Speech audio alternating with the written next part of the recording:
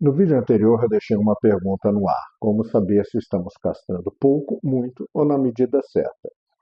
Muitas pessoas acreditam que basta olhar para o número de cirurgias realizadas e está tudo bem. Mas antes de falar sobre quantidade, existe uma pergunta ainda mais importante: qual população que estamos analisando?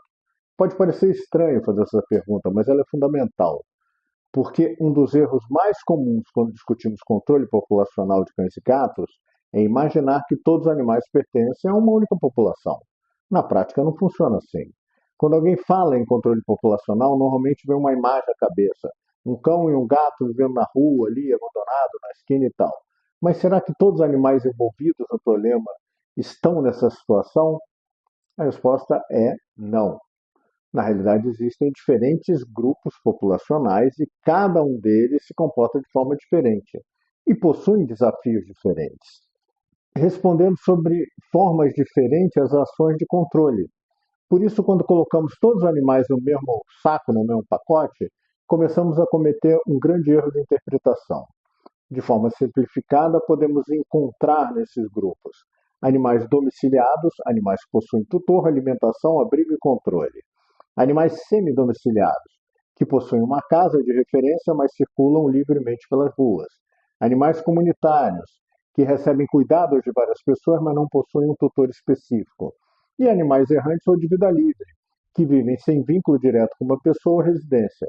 Perceba que a gente está falando de realidades completamente diferentes entre os grupos. Porque quando falamos em crescimento populacional, reprodução, abandono ou castração, cada uma dessas populações pode contribuir de forma diferente para a solução do problema. E se não entendermos quem compõe a população que estamos analisando, corremos o risco de tomar decisões erradas. Imagina tentar controlar uma população sem saber quem faz parte dela, ou tentar medir resultados sem entender quais grupos estão sendo impactados. Fica praticamente impossível. Muitas discussões sobre controle populacional começam falando de soluções: castração, adoção, campanha educativa, legislação, mas poucas começam por uma pergunta mais básica do mundo: quem são os animais que estamos tentando controlar? E essa simples pergunta muda completamente a forma de enxergar o problema, porque ela nos obriga a entender a composição da população antes de discutir qualquer estratégia.